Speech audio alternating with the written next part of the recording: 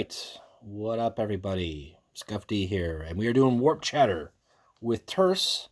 Terse from Trader's End. Today we're going to be talking about Lodge Wars 5. I've got Terse on the Discord Vox chat.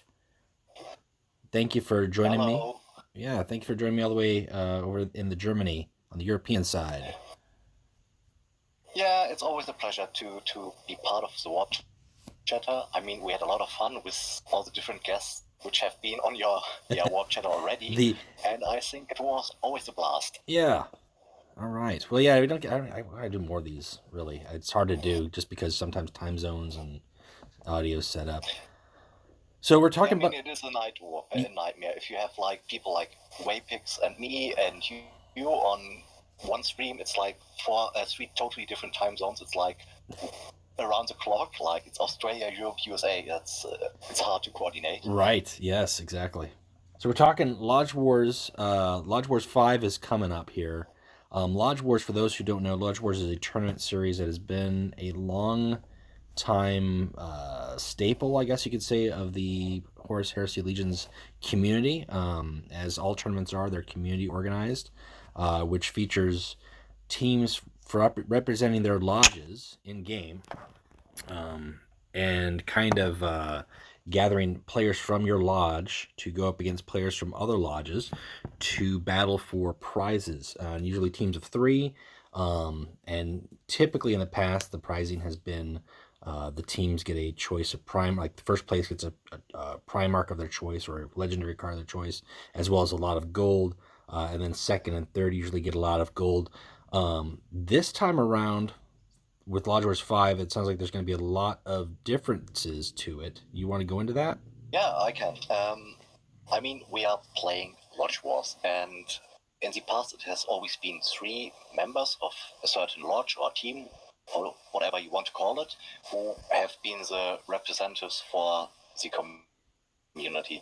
And it didn't really feel like lodges battling it out. So I and my co-host, we decided to improve the player count. For Lodge Wars 5, you actually have to field up to 9 members for your team. You can field up to 20, so your complete lodge. That's up to you. And there will be different teams from your lodge playing each round. So, for example, if we go like Trader's End and we have like for round 1, we send in like Scuff D, Skypoint, and myself. Neither of us would be able to play in round 2. So we would have to field like 3 different persons from our lodge.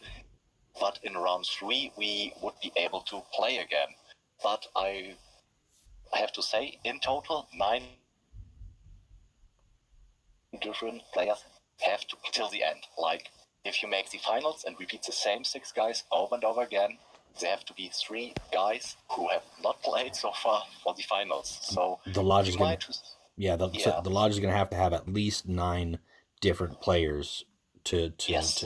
I mean, you can send in 20 different, like everyone plays the game. That's up to you. Mm-hmm. And the teams are not like restricted or some kind like fixed. So if Scarf, Skypoint, and myself play round 1, in round 3 it could be Scarf, myself, and someone else from Trader's End, as long as he didn't play in round 2. So yeah, you can mix it up a bit. I think that will be really nice, because I mean, there are lodges who are very top heavy, like they have 3 to 4 really, really strong players who are like top 100 ladder material.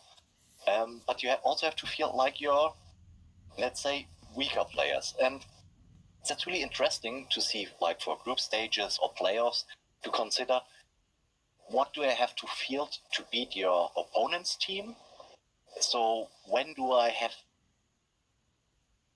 to have my best players ready? So there's some tactics involved, some forward thinking, like if I have a really strong lodge in my group as well, so I might consider putting out saving my best guys to win that certain matchup, or like to send arguably weaker ones in, because I don't think I will win that matchup anyways, so I win the other 2 in the group to advance. Like, groups will have 4 teams, every group, and the first and second place team will advance into the playoffs. So, yeah, there's some thinking involved, and I hope the team coordinators or lodge masters or whoever does organize the team will have some fun with like anticipating how strong the matchups are, like what will your opponent send in, and it might be really interesting. Also, like, due to the amount of players, like 9, that's nearly half your lodge, so it feels more like you're really fighting as a lodge. And yeah, that's something we are really looking forward to. And also something I'm super happy about is that Everguild allowed us to distribute the they allow us to distribute card packs for the top 3 lodges, and it's some people know it already, the World Cup card pack called Blood Games. Mm-hmm. You might show it, I believe, Scuff. Yes. Right? Yep. Okay, so I'll flash that and up the here. whole lodge, like if you have 20 players in your lodge, even though like 11 did not play at all of your members will receive that certain card back, like the bronze, the silver, or the gold one, depending if you place first, second, or third overall. So that's pretty cool. Like, it's something to brag if your whole lodge has like one exclusive card back, which arguably have how many players do have this card back? It's like the golden one are 6, is that correct? Like French Yeah. and I believe the Russians. The Russians and the French. Card back, and there are like 9 players with the silver one, and there are a lot of with the bronze one. I know that, but it's also below 30, I think. So it's pretty exclusive. It's a very small pool. It definitely is. Given how many, just within the lodges themselves, if you were just to count the lodges, there are like 10 lodges in the top 10. It got 20 guys. That's 200 people, and probably all total, maybe like 15 to 20% at most might have a card back from that. I'd say it's a lot less than that. Yeah, it's probably less. Like, I know you, Agrash, and some others have a card back, but I believe most of us don't. Yeah. So I don't have it, so I'm unsure, and I never checked, to be honest, but I think it's a really good card back. It would have been super nice if we would have gotten something like a number on it, like for the World Cup and Lodge Wars, but all in all, I'm pretty satisfied that we get tournament card backs. That's pretty cool. Yeah. Well, it's exclusive. Like I said, like it's not quite end of season, like different for each one, but just the fact that if you see that it came from one specific source, like and it's not just a random luck or a grind. It was, well, I mean, it's a tournament grind, but there's a level of commitment and skill there for the players that get those. So that's cool. Yeah, and it's something different, like the standard legendary of choice in gold. I mean, there is an expansion coming next week, so yeah, you want some gold, and I mean, some people for sure want to get like the lion through winning a tournament, but I think card backs are something people are more interested in, and yeah, so I'm super happy about it. Yeah, about the format, like every game is a best of 3, so you like different to Lodge Wars 1 to 4. Your warlords aren't locked anymore, so you can choose a new warlord. Everything, like if you in the past Lodge Wars, it was like every member had to choose one warlord and had to stick for the whole tournament with it. Like you pick Corax and Curse, and you had to play them every single round. This time, since there are a lot of players and I don't want duplicate legions, the Lodge Master or the tournament coordinator for each team will have to send me or Fulgrim direct mail on Sunday to announce the players who are playing for the upcoming round and what warlords they are choosing. So every legion has a limit of 1. If like player 1 picks Alpha Legion, then neither player 2 nor 3 can play any Alpha Legion Warlord. So you will see 6 different legions from every team every week, but the players can decide to pick other warlords for the next round. You are not locked into it. Also, that's a question which was asked a lot. You don't go blind into those matchups. Like, I will announce which player plays which player. Khan, you know what you're up to and can build your deck to be best suited for your opponent, but you are locked in that matchup. I think that's pretty understandable, or should I explain it? No, yeah, and they've got you've got a week for that round, right? Yeah. You could play the day that you get the announcement, but usually I think some players tend to take a couple days to coordinate their schedules, as well as check to make their deck and make any countermeasures if they feel like they need to include those in there. Yeah. So what I'm thinking right now is I most likely will announce the matchups, like which players are playing and which warlords on Monday around 10 UTC, 10 a.m. UTC, and the round has to be finished at Sunday, let's say 4 p.m. UTC. That's when I want the new message for the upcoming round, which warlords will be played, which players will play, and stuff like that. So it's nearly 7 days. It's a bit less because we need some time to list everything, and there's also some real life, and but I think 6.5 days is a lot of time to find to arrange a date to find your. Yeah, I agree. I think usually, day one, you contact them and try to figure out what days work, and then try to go from there. And you don't want to wait to the last minute. I think it's hard. It's hard sometimes because things come up in life or the game, but it's also nice to get it out of the way. That was one thing, is like, if you can get those games out of the way and you can coordinate with your team there's 3 players. If 2 of them are ready to play, on Wednesday, and they're good players, and you get those games out of the way, then lock your wins in and go. Yeah, I mean, the past has shown that most players arrange their matchups on the weekends, so Friday and Saturday are like 50% of all games, because I mean, many people work, and it's hard to find time in your lunch break or when you're back from work back home to still play games, especially if the time zones are so different.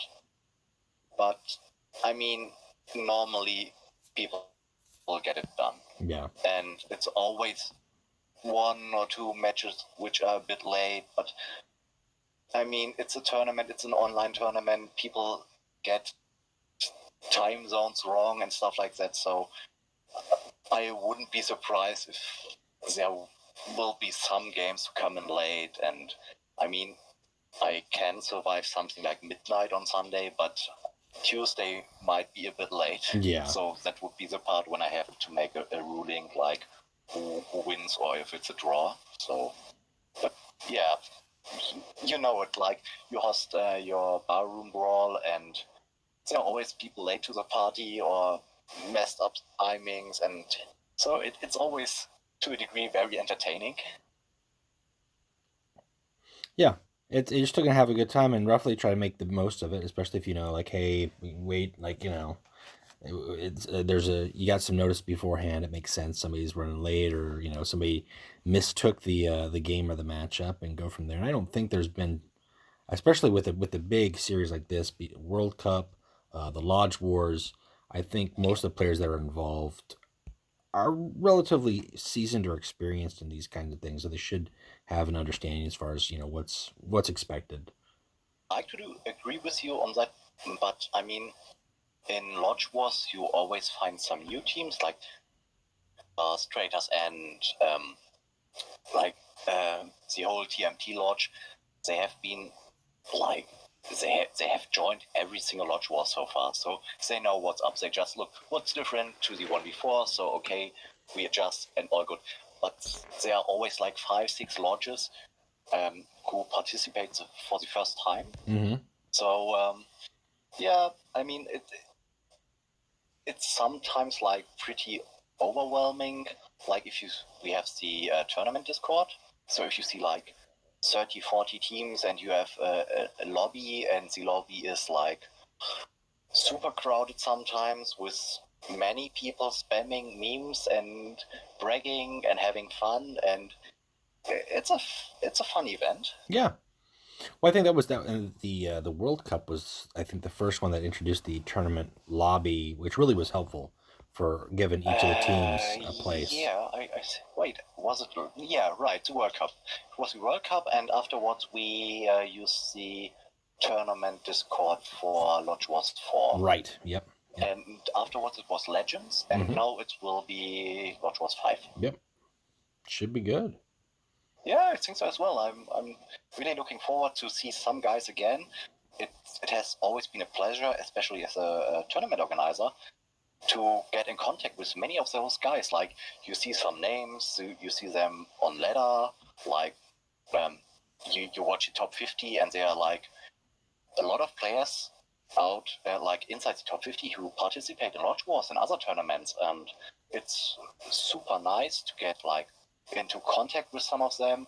I found some friends via Lodge Wars and other tournaments, and like there are people I can share decks with, get new input. Like one guy I have to call out on that is like Ferrus Manos. He is, I mean, I enjoy playing Ferrus Manos a lot, and I mean, his, like, all my decks are pretty much his decks. I straight up copy them because they're really good. So it's a guy I would have never met if not for Lodge Wars. So that's pretty cool. Yeah. Well, and that's, and yeah, you face them off and you see a deck. I think, gosh, I think it was World Cup. I faced somebody. I think it was the French team. Their Angron player was running a troop Angron. It was just wicked, you know. And it was like, oh well, it's good to see that. But on top of that, it kind of gives you some ideas. Like, well, if they can run it at a tournament level, you know, that only, not only should it be, you know, good job, but then maybe there's something there. And I think there are some players who've done that, who've looked to run it at a tournament level. Yeah, for us, Guard Buddy with his file deck. Yeah, that was insanely good, and I always underestimated it. Like, I was like, file, yeah, okay, you can play him, I have seen him, but he's actually super strong, or he was super strong. I honestly don't play him a lot, but there are a lot of warlords which are kinda under the radar, which are really, really good. Yeah. And also, like, you will see some differences from like the normal ladder. I strongly believe that we will see a lot of Ultramarines because they are super adaptable. Like, if you pick a warlord like Gilliman, and whatever you face, you can build a deck for Gilliman which is pretty strong against what your opponent will play. Mm-hmm. They are super adaptable. I don't know, haven't we talked about it, or who was it? That the Ultramarines are super good for tournaments in general because they are like, they don't have bad matchups. Yeah, I think that's their tactics, being especially like the practicals and the theoreticals having dual purposes, is really good. Theo is a good warlord. I mean, Gage, they're all very, very flexible in how they work, and that, like you said, like there are just some warlords. There's 9. As of currently, we're at 90 warlords. When we start getting into the Angels of Caliban, we'll have new. But there are just some factions and warlords who never really have a bad matchup. They might have to change their game plan, but they can respond fairly well in most situations. And I think the Ultramarines as a whole faction are pretty solid in that regard. I almost feel like the Raven Guard could be, although that's up for debate because depending on how you go. I mean, if somebody hard counters you either with stealth or just random like artillery strikes and volcanic instability, I mean, the low health troop there can kind of be a weakness. But I've always thought like Alpha Legion, not tactic spam, is a pretty good like mid range where like they're pretty flexible too and don't have some hard matchups. But yeah, I'm looking forward. Now, speaking of, I just thought about it. Speaking of the Angels of Caliban stuff coming up, Now they're coming up on next Friday, but that set, factions from that set, are those going to be allowed in the Lodge Wars or no? Yes, I think I will allow them. I have to admit that if they are broken, like over or underwhelming, I might restrict them, but I am not planning to. We will have the full first release event finished before Lodge War starts. Right. By the way, the official announcement is coming today, which is the 16th of October, and we will start on Monday, the 9th November, I believe, if I'm correct. Yeah, it's the 9th of November. So that's the official start date. I need to have all rosters, your full Lodge member list, either as a screenshot or as a written mail to me for price distribution later on. Also, that's something we haven't mentioned so far, but Lodge will be locked for the time of Lodge Wars. Right. So if they when you go ahead. change members, it's not there is no punishment for the Lodge, but the player will automatically lose out of the chance of getting a card back, and he won't be able to play any more games for that Lodge.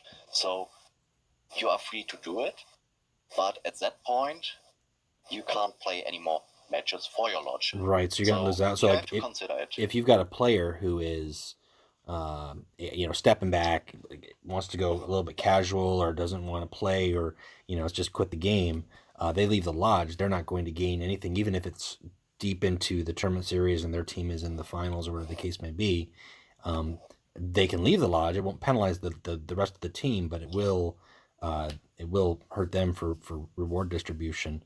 And then, like you said, then that also, in terms of locking lodges, those lodges can't sub in new players. Like, you see what 20 players are on their team.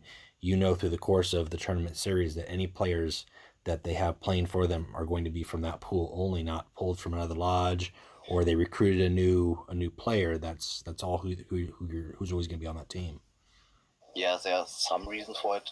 Like, I don't want the lodge hopping. Like, if you have a community with like 3-4 lodges who are participating, which is like they get eliminated one after the other, and suddenly like you're the most advanced team becoming like super team, right? The best players of all 4 lodges. They're just picking up the strong body parts. It will cause a lot of issues within the lodges. Like, if I'm part of Traitor's End and I get kicked for another guy, and I like have played till the playoffs and have played a game and lose out of the prizes, that would put a lot of stress into the lodges. Like, it would cause some kind of anger issue, and I want to prevent it from the beginning. Mm-hmm. So you can swap out, you will lose the chance of prizes, but I mean, it's up to you. If there's a reason, like you say, you want to go to another lodge for whatever reason, that's fine. Your team won't suffer for it, but you will to a degree. Right. Yep. Well, and that to the Angels of Caliban thing. Yeah, obviously, I will allow them if like we have 2 weeks. We will see them. We will see how they play out, and I honestly don't think we will see a lot of them in the first round, because I don't know how many players will be able to collect the full collection. That's to that point. Yeah, that's going to be a big factor. Is who can pull the cards. It's one thing to pull a warlord, but you've got to pull the cards that's going to support that deck, and then on top of that, is it going to be playable? Like, are they going to feel comfortable with whatever strategy that they're going for? Obviously, if it's like a first week Thousand Suns release, which is very obvious, and how they came out and how powerful they were, then I absolutely agree. Yeah, you won't even have to make that call. You'll just be like, we're not going to do that until they address this faction. So yeah. Yeah, and that's something I would absolutely announce Sunday before the next round starts. Like, I will post an announcement and say, okay, you can't play that certain legion because at the moment it is broken. And I mean, every lodge has the same factions and warlords to choose from, so in the end, if one faction is restricted, all suffer from it the same way. Correct. Yeah. Also, a main thing, like you have to have access to the Discord.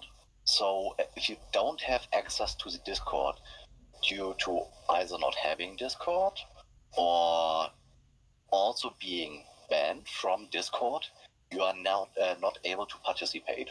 Because like we TOs announced it like 2 months ago, there are some Discord hosted tournaments, there are some Reddit hosted tournaments, there are some VK hosted tournaments, and if you are banned on a certain platform for whatever reason, you won't be able to participate in the tournaments which are hosted on the certain platform. Right. And I have to make it crystal clear, Lodge Wars is Discord hosted, so whoever is banned on the official Discord, that's something which is up to the mods, not to us tournament organizers, can't be included. So I can announce it already. If you are banned on the official Discord server, like the Horus Heresy Legions server, and you want to participate in Lodge Wars, I strongly advise you to get unbanned ahead of November 6th.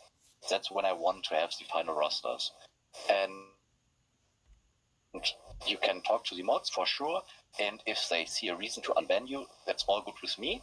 But if you are not unbanned and still don't have access to the Discord, you won't be able to participate. Also, if you get banned mid-tournament for whatever reason, you will get dropped. Be clear, like also if you are banned for a certain amount of time and have to drop from the tournament, it might be very difficult to get you back into the tournament, like we saw it on the Legends tournament, where people have been banned mid-tournament and they dropped out of the tournament.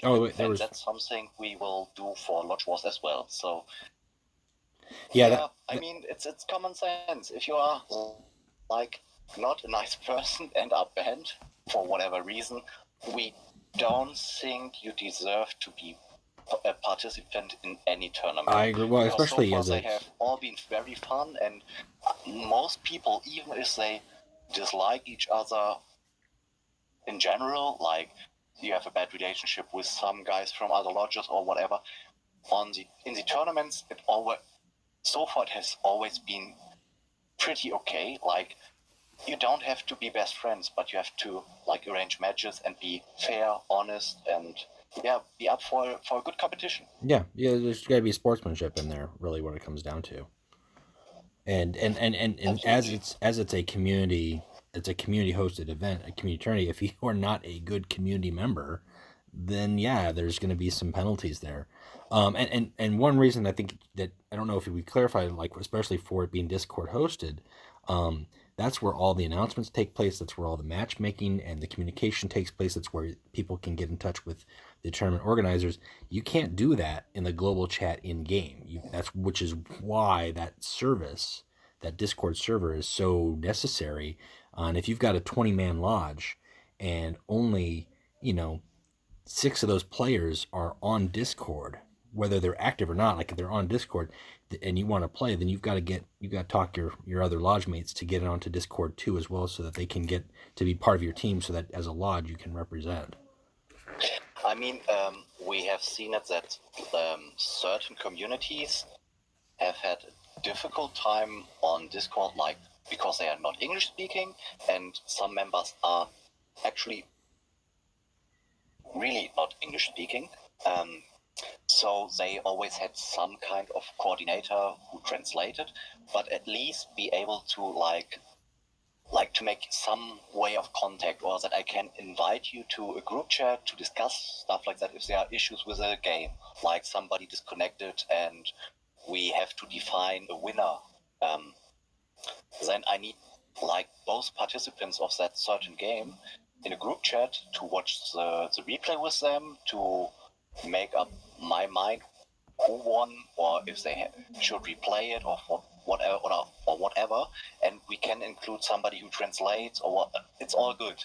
but I need to have some way to access you directly, or my co-host, or like your opponent. Like there has to be some way, and I still have to talk with a guy from a friendly community who has a pretty good translation bot implemented on his Discord server, so we might get that as well.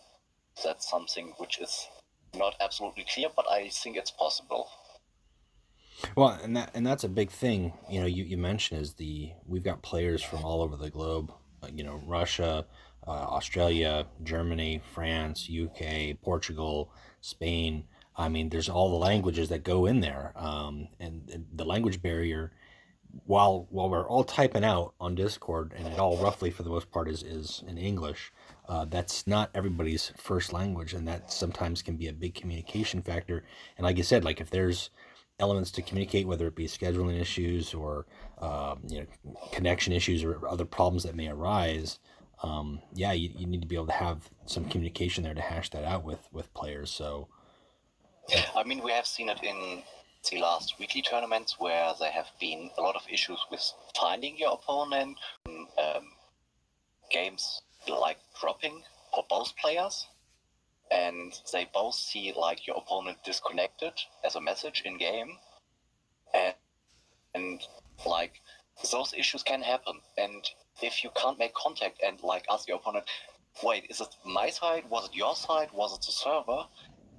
It can lead to a lot of confusion, and so contacting your opponent, and I mean, many screenshots talk for themselves. Like if you see the screenshot, you know what's up. I mean, whatever language their game is, it's more or less the same. You see the setup, and you know, okay, well, clear, we both dropped, the server had some issues, so we play, for example, or we contact a TO and he has to make a ruling. But just to make clear what's your side, what's my side, what happened, how can we fix the issue? Yep. Yeah, I think I don't think we've had. I mean, geez, we've had 3 years worth of tournaments in all shapes and forms. Lodge Wars, like I said, is probably a long-term staple. I don't know if it was the first major tournament that we had, but I think it was the first one that we've definitely repeated. And there's been. I think the format itself has proven the communication, and especially as this last, gosh, we're going over a year now with the TOs. And I think the TO membership has increased a little bit, but I mean, I think you guys have put on a really good Actually, it has job. decreased a lot. Oh, in the has? last days, and yeah, we have at the moment we are more or less 5 active TOs.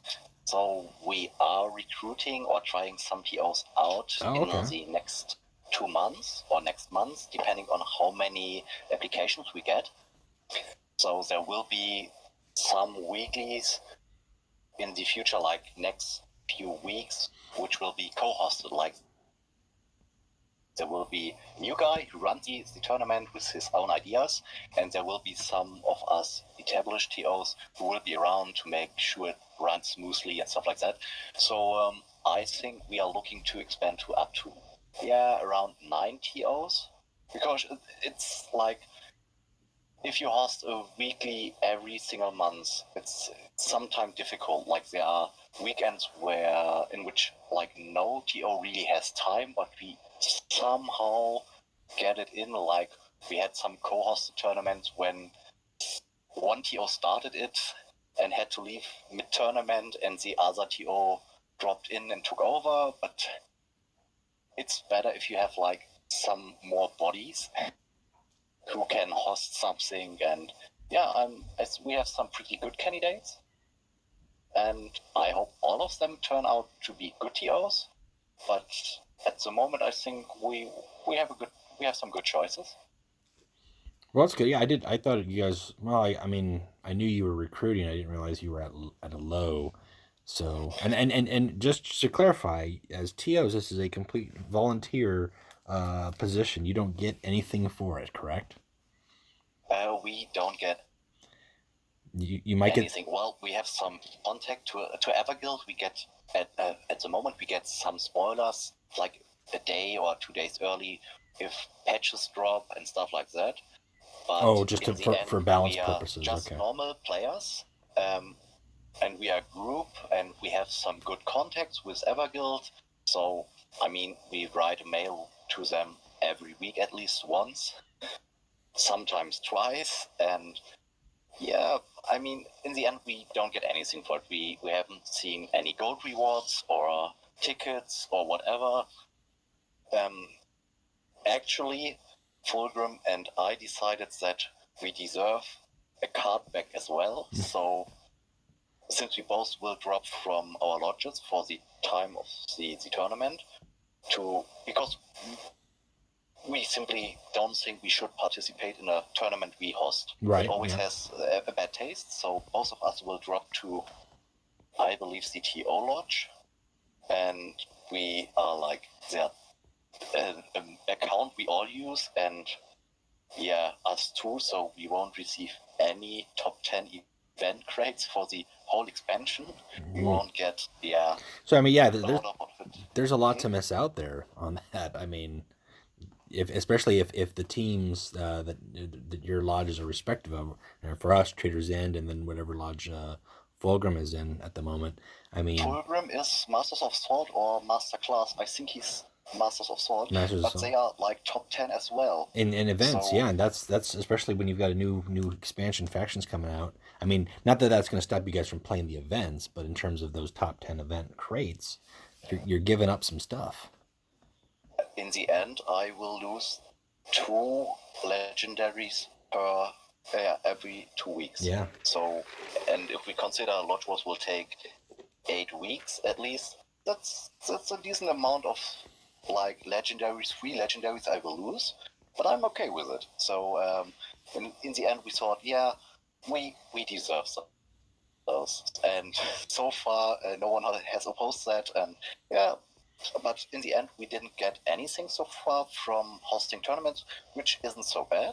I mean, we have fun organizing those. We have fun interacting with the community, but it's the same for the mods.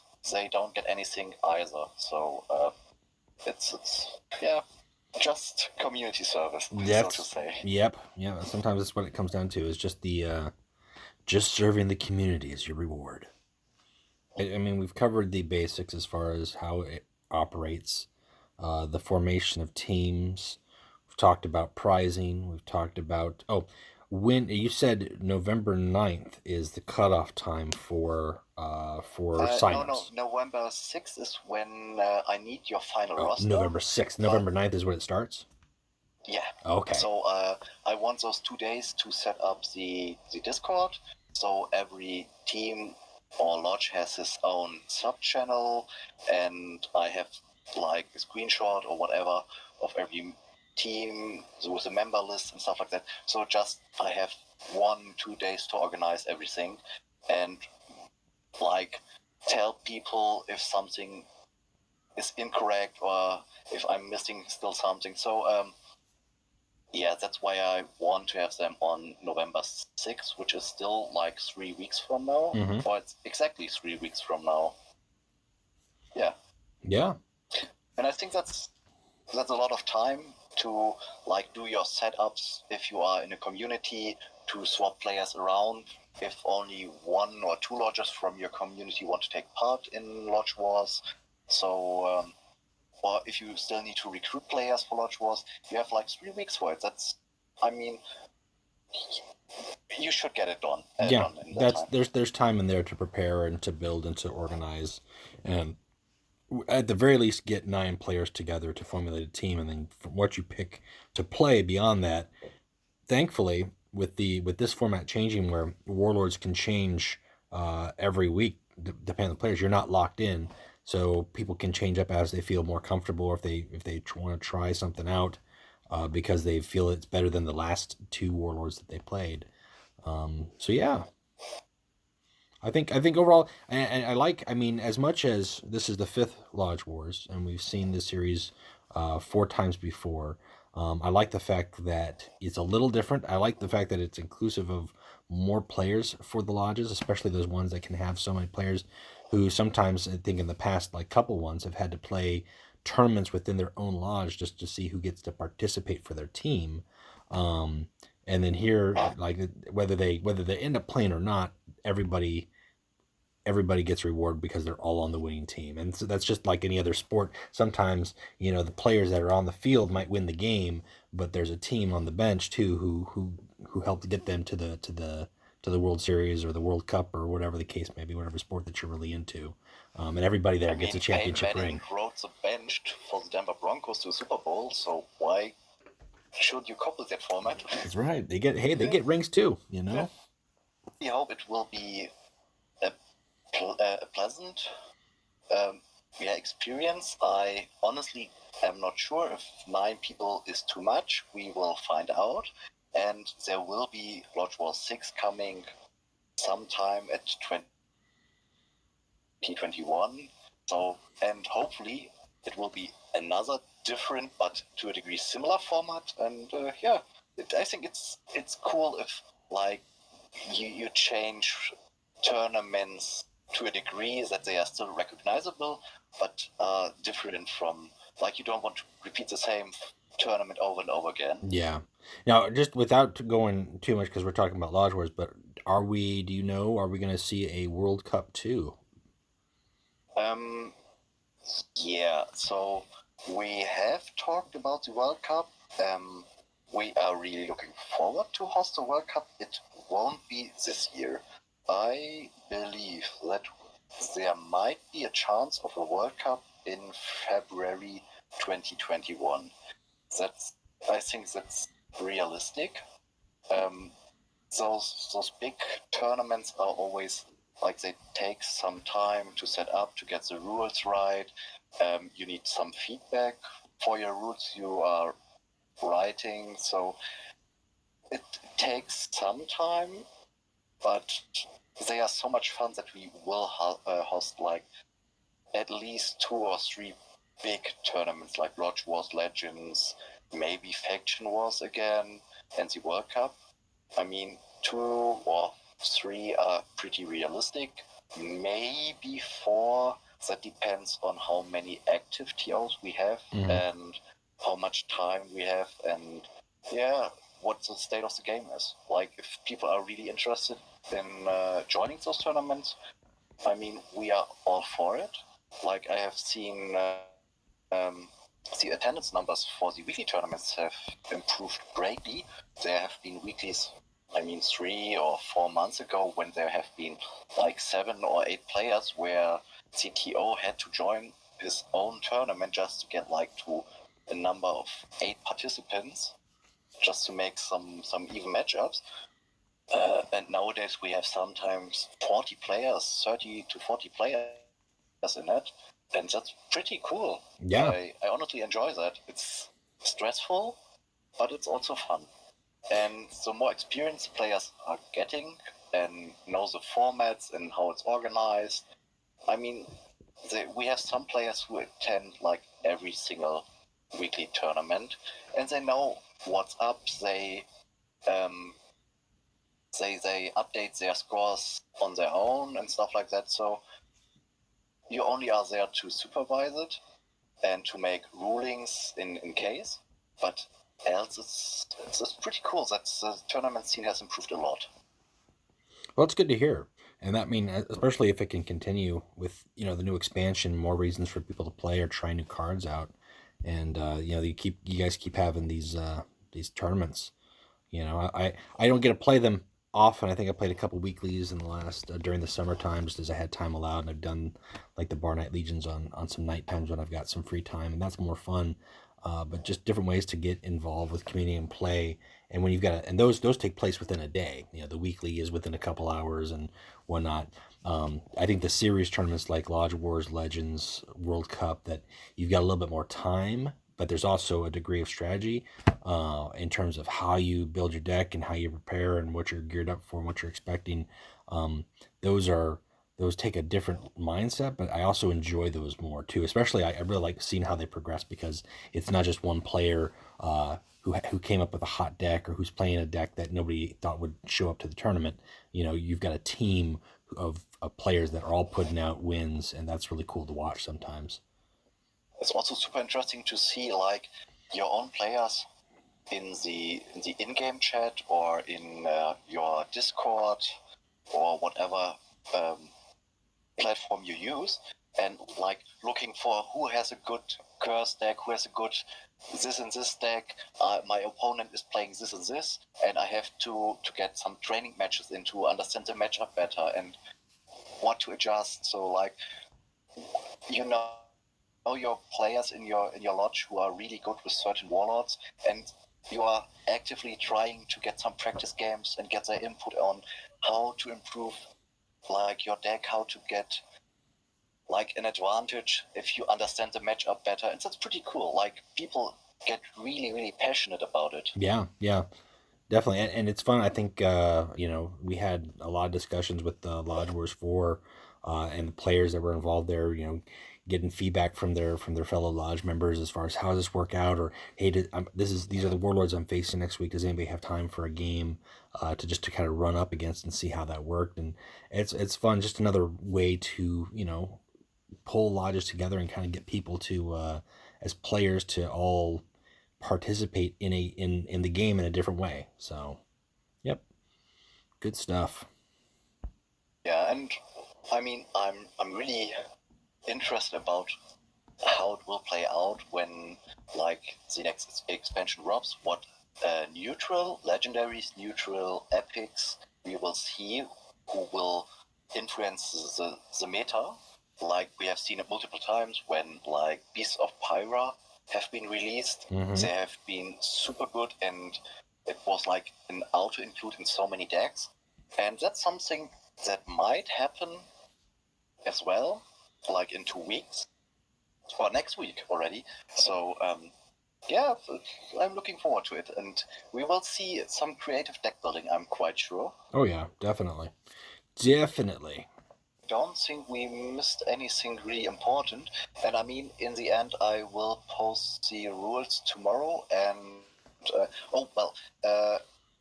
at some point of, I think today is it when your YouTube video gets released. Yeah, should I be hopefully will soon. post the announcement with the rules, and then the registration will be available. Like you can send either me or Peter Turbo.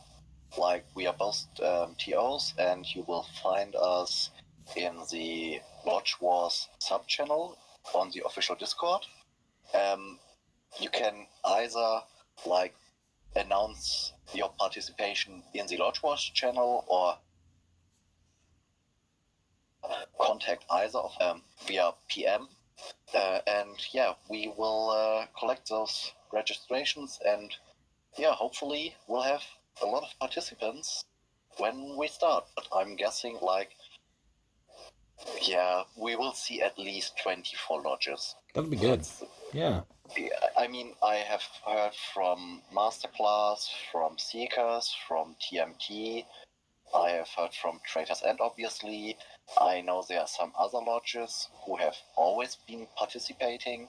So if I count those together, we are already above 20.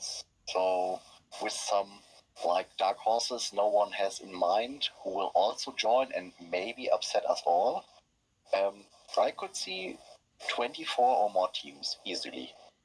And that will be super fun. Yeah. Like, even if you lose out in group stages, it has always been fun. And I mean, you just watching these teams compete, and if you are like there for the start of the tournament, most people follow it till the end. Like, even if they don't play in it anymore because they already are, they already dropped out because of not making playoffs.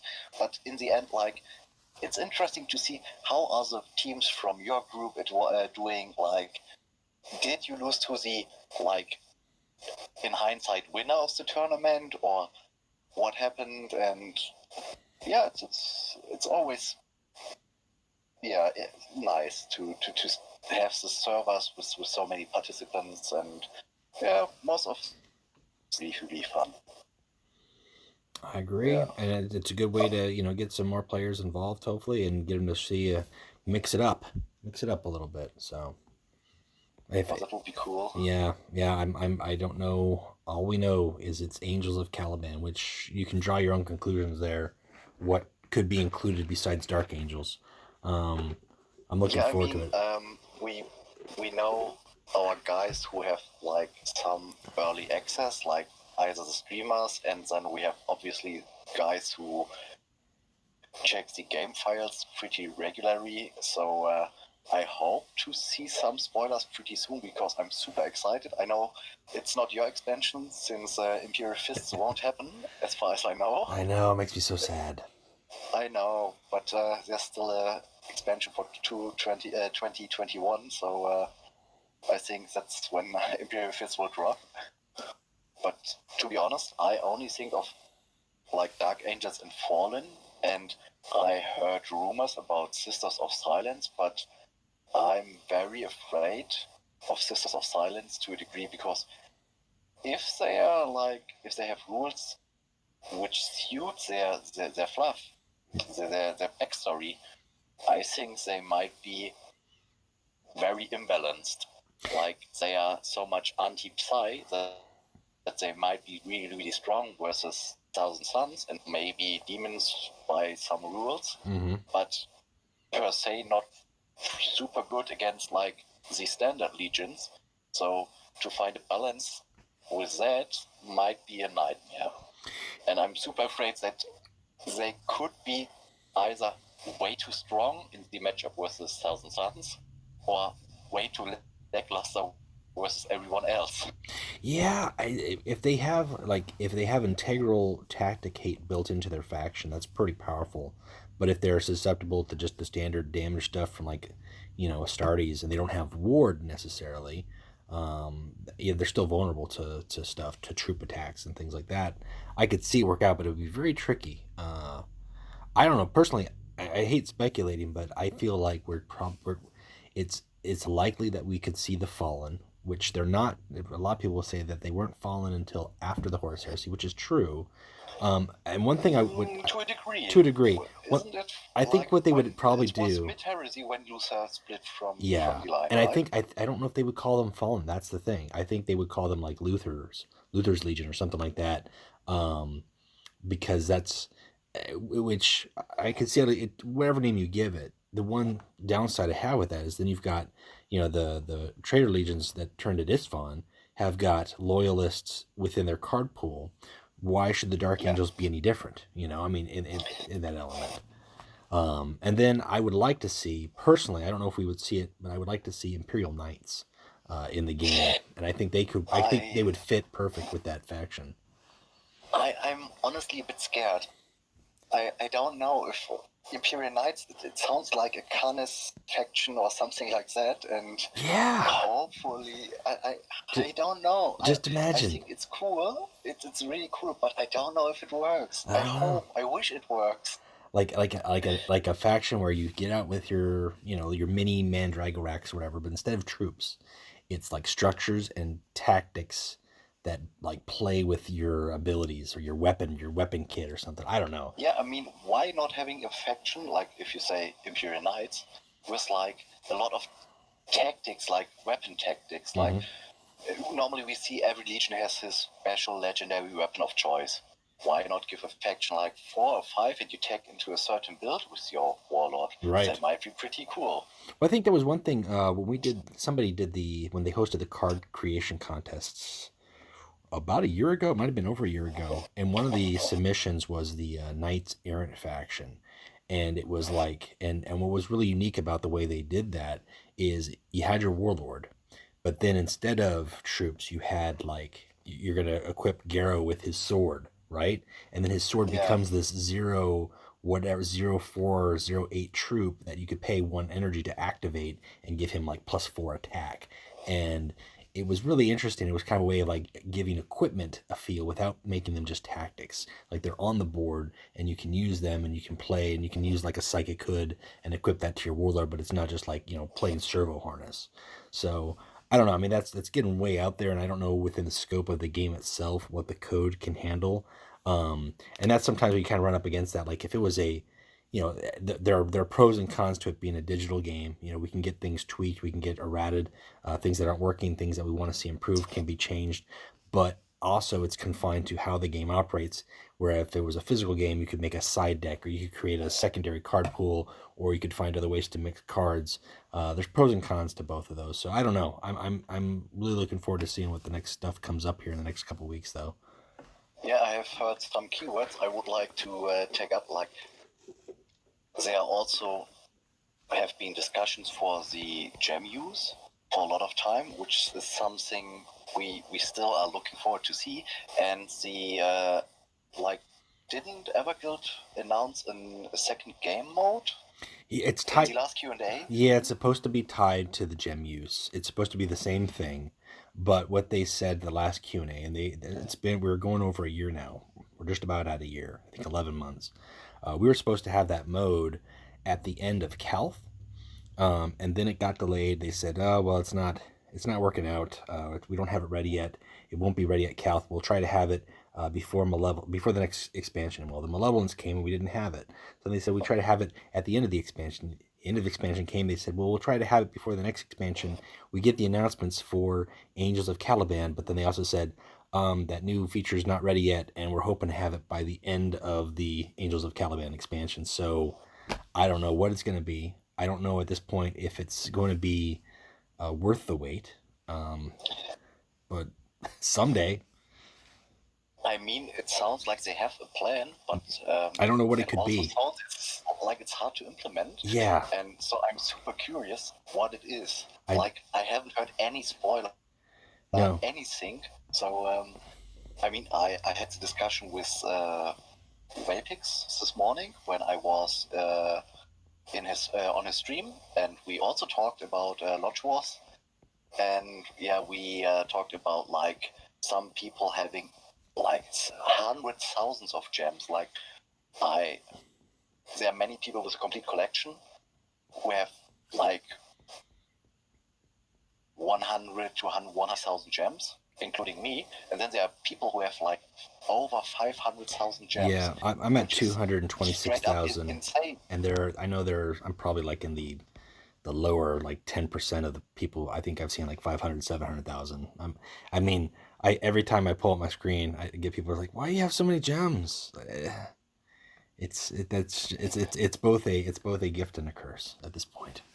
It is a curse. Like, if you check the shop for almost daily and you see like owned, it's like, yeah, okay. And at some point you start hunting those chat options. I don't go after the cosmetics. Like, well, I mean, when I say cosmetics, I don't go after the card backs. I will go after the banners. I love getting the banners and I love the quotes, but I'm not one that chases card backs necessarily. Even though at this point I could pick them up every time I see them, but it's just, I'll take my Blood Games card back. That one is one that I'm proud of. Yeah, I can see that. Like, I'm still maybe I really want a captain's card back, so a top 50 card back, but it's so much time investment at the moment. Yeah. Like, I've talked with many people about it. Like, if you want to get War Master, you need to have like 6,000 or more points. Like last season was an outliner, because as Warpix told me, because of the Warp Retreat Orator stacks, people haven't been playing as much as they did in other seasons. But I mean, it's still a struggle. Any normal season, and you can't let up. I mean, that's the thing with top 50, you need at least, yeah. Yeah. I mean, and we have seen it in like, if you look at the last 3 seasons, we had like 6,000 points for War Master, then we had 6,100 for War Master, and then we had 5,200 for War Master. That's still a lot. I mean, if you consider you start at 2,500 if you are a seasoned player, you have to double the amount of your ELO points. That's insane to even get top 50. Right. Right. Just to even break into that, you get like 3 points per win. So that tells everything. Yep. It's pretty grindy, and that's what it comes down to. Is like, if you've got the time, and if you take a day off, like Spiral Squared, not last month, the month before, when he was going for first and he had first, and then Rufius and him were kind of just neck and neck, like 200 points off. And that last day, I think he only had like 3 hours to play, and he's like, and Rufius overtook him. He's like, I can't. It you just slips like one day off and you lose it, and that's just, I don't know. Like I've said it before. Like that's one reason I don't miss the ladder. I don't miss. I grinded for top 50 a couple times. I hit top 50. I'm good with that. I don't need to go for War Master. That was way before they did card backs, which kind of irked me. But I know I can do it. But at the same time, I don't miss that feeling at the end of the month when you're like, oh, I lost a game, and then everything just crumbles. It's not worth it. No, to me, anyways. It's a lot of stress you put on yourself Yeah. for an online card game. So I'd rather win tournaments. Yeah, I mean those are really cool, and if you have one, it's nice to show. And I think there have been some really great cards. Yeah. For like top 50. So I'm to a degree interested in trying it. Like I have been in the top 100 like for 6 seasons straight, which was pretty much okay. But the amount of games you have to invest to get like really up to the top 50 and stays there it's rough, and it's really an achievement. So whoever gets a captain's card back has put a lot of time into it, and also is a good player. You have to say it. There's a difference between like captain and war master is often the amount of time you are able to invest. Yeah, I agree. I mean, there's still a skill difference. If you want to get War Master, you need to have an insane win rate. It's like, but you need 80% win rate at least. So yep. That's pretty awesome to have.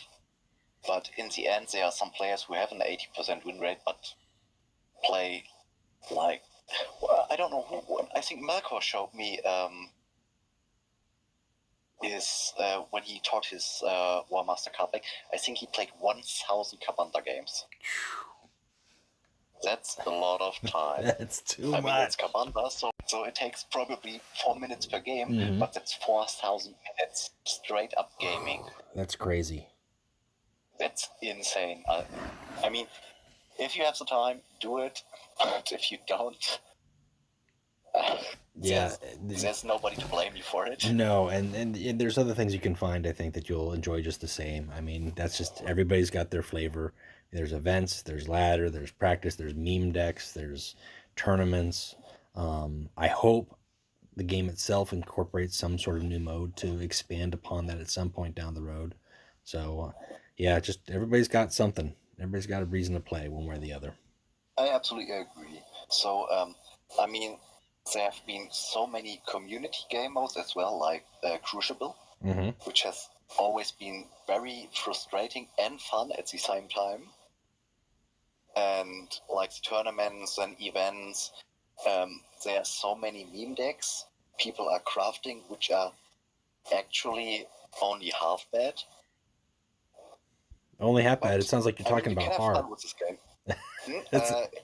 Yeah, I mean, the hard deck is it's insane. I believe it has a 101% win rate or something like that. 5,000% win rate. Yeah, minimum. It's super fun. I mean, there's a 2.0 version of it nowadays. I forced Vapix to play it on stream, and he suffered immensely. It was a good experience for the viewers, I believe. And I mean, I ran the 1.0 version in the Barroom Brawl, I believe, and I think I beat you with it, like, once. No, you did beat me. No, didn't I? Or did I beat Dorn? I think you beat Dorn. I think you beat Dorn. I could go back and take a look, but I didn't lose to Har, because I remember making a joke about it, and I was like, that was hardly a challenge. I mean, I think I always lost 2-1 in Warlock matchups. It was like I faced bottom 2, but it was fun, and I enjoyed it. So And there are so many other meme decks which can be super fun. People have been experimenting with, like, that's so cool about Horus Heresy Legions. Like, the amount of neutral cards we have. That's something I haven't seen a lot in other games, and it's pretty cool. Like, you can make neutrals very usable. Like, they fill these spots your Legion lacks. Yeah, and I think especially with Malevolence, I think the cultist decks, like cultist Lucretia, cultist. I've seen cultist. I think Vulcan was one that was running cultist for some reason somehow. I mean, they can snowball really quickly. So it's cool to see those decks throw up there, and there is a lot of support, and every set pumps out more cards for them. Not to mention the warlords that we might get from it. Yeah, and it opens a lot of different playstyles. Like, I have faced a Horus deck today with, what's it called? Cygnus Cultist? No, what's the Yeah, the Cygnus cultists, the acolytes and stuff. yeah, but what's the tactic which adds relentless at a Cygnus Cultist? Oh, the eightfold brand. Yeah, the eightfold brand. Yeah, and that's with, like, you can build a Horus Cultist deck and get your Whispers off pretty fast. Oh, like, yeah. I believe in the matchup I played today, he played with the Horus Whispers for 4 or 5 energy, which were at turn 10. So it was pretty insane. Nice. Like, how fast he could reduce the cost of his Whispers. Like, normally Horus with Whispers isn't something you want to go for, but it seemed pretty good. Well, he definitely has got a solid whisper form for sure. I mean, it's one of the best Whispers, but it's also one of the hardest to pull off. Yep.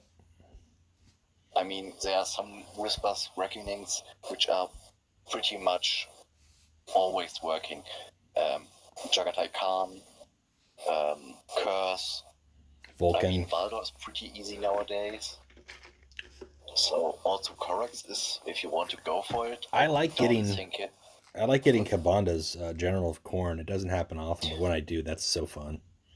It is fun, but honestly, if you get it off, you might have won the game already. Yeah. Or you could have won the game already. I've had it where it bails me out for the 2 turns that I need to win, and then like I've got like a mutations in hand, and that's really what saves me the time. Like if I've got a Path of Blood, and I pay his ability, I pump up each of those with mutations, and they can't get rid of them. And then on the next turn, I pump up 2 more, and then at that point, they're more worried about my demons than my warlord again, and I win. But yeah, like you said, like usually with Kabanda, you probably are either close to winning or you could already have had the victory with that. So it's just more or less like if your opponent is throwing down a bunch of cheap bodies, you're like, yeah, okay, we'll go that route.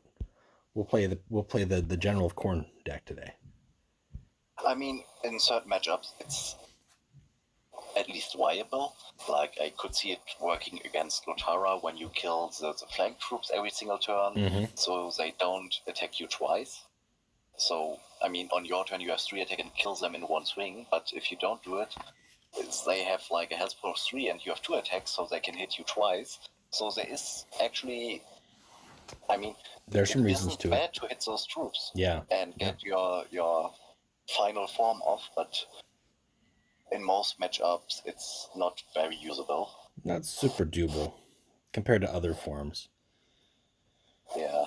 All right. Well, it's getting late for you, if it isn't already. Was it like 1 a.m.? It is already late, but I mean, you have to do the promo stuff if you can. That's right. You got to make the tour, sign the autographs, do the rounds. So to say. Yeah. Hope to see some of your viewers in Lodge Wars. I hope so too. And obviously, you as well. I mean, we have a title to defend. That's right. I'm looking forward to seeing Trader's End make it back into the finals again this year. It was great celebrating the guys who made champions last Lodge Wars, and I'd like to see us repeat if possible. Yeah, and just imagine if you don't place first, and I get the nice card back, and you don't. Oh man. So that's something Fulgrim and I have been talking a lot about. What will happen if neither Traitor's End nor Masterclass gets into the top 3, and we are the only 2 guys from those 2 communities to get those card backs? That would be pretty awesome for us, and I think we could brag about it for at least half a year. So it's up to you to get it done. Oh, so we'll make it work. We'll find a way. We'll get our guys trained and up and going. I think we've got a solid group of players so far expressed interest, so I'm looking forward to it. Yeah, and I mean, there are some good players, and I am really interested if, like, especially Kobotan, Guard Buddy, Alex, if they are, like, on a hot streak again. And I mean, Spiral is very, very good. And there are some players in the top 50 who are from Traitor's End. I mean, it's more or less like Masterclass, Seekers, Traitor's End, and Lost Primarchas, who have a high amount of players in the top 50. Mm-hmm. But in the end, that's also something very nice in a tournament. Like, it's a best of 3. Like, if you have a good day and your opponent doesn't, and does not, anybody can upset anyone. That's right. So, and there's stuff happening on ladder. You are losing every single time versus a certain guy, and in a tournament, you get him on the wrong foot, you win, and yeah, it's super satisfying. Also, it's sometimes very nice to take out those big names, like if you see people like, let's say, Rufius or somebody else who comes, joins the game, shows off his War Master card back, and then you beat him 2-0. That's something very satisfying, and it's more likely to happen in the tournament than on ladder. Absolutely. Oh, absolutely. Yeah, because they've also got to win 2 games with 2 different warlords, and they might be rocking with one and struggling with the other, and it really anybody can play and show up and win. So also, they sometimes don't play their best warlords. Mm-hmm. Like if you know your teammate for this round is like, his best warlords are like this and that, A and B, and A is your main warlord, but you think you can also win with 2 other warlords because you are such a skilled player, you might suffer from it. Like, it can happen if you are not so confident or experience those warlords you have to play than with your standard warlords. And, I mean, there are some people who are riding one warlord the whole season. Yep. And this time you have to play 2 warlords, like in any other tournament as well. But sometimes it's not your main warlord. So, yeah, it will be interesting. Indeed it will. Okay, all right, man. I think we cut it off at this point. I think we have like 90 minutes again. Yeah, yep. That works for me. Thank you for making the time. Yeah, thank you for having me again. I think it was the 3rd time for Warp Chatter now. I believe so. 3 or 4, yeah.